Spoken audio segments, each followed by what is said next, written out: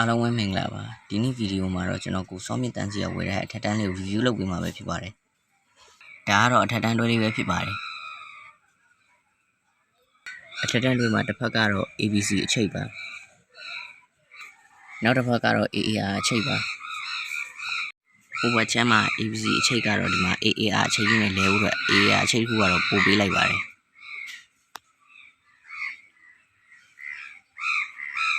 ရထားအတွဲရဲ့ပေါင်းကူတကားလည်းဖွင့်လို့ရပါတယ်ဒီအဝင်ကအပေါက်တကားလေးလည်းဖွင့်လို့ရပါတယ်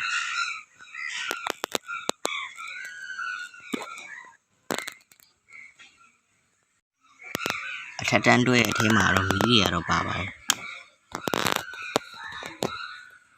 ဒီကတော့ခုံလေးလည်းပါပါတယ်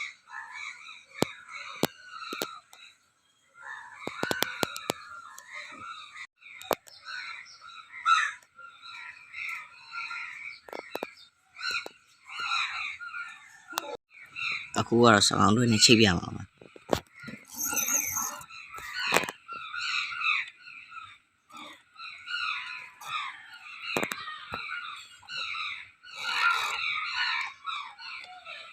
အဲ့လိုနဲ့ပဲချိတ်ပြီးသွားပါပြီ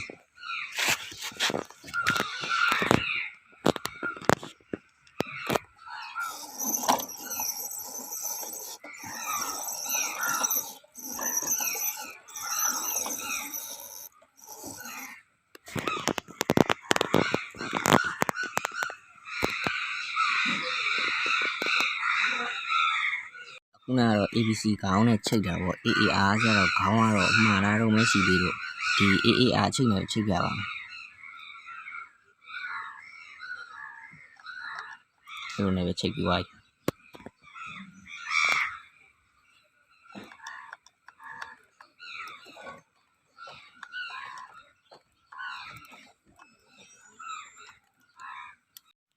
ဒါကတော့စကောင်းနဲ့ချိတ်ထားတဲ့ပတ်လေးပါ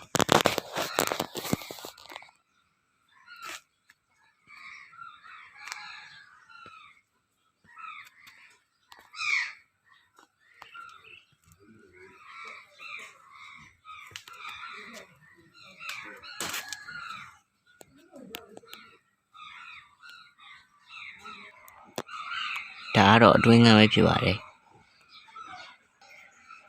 ရထားတို့ရဲ့ကျင်းတစ်ဖက်တော့ရှင်းနေပါဟိုဘက်ဒီဘက်ရွှေ့လို့ရတယ်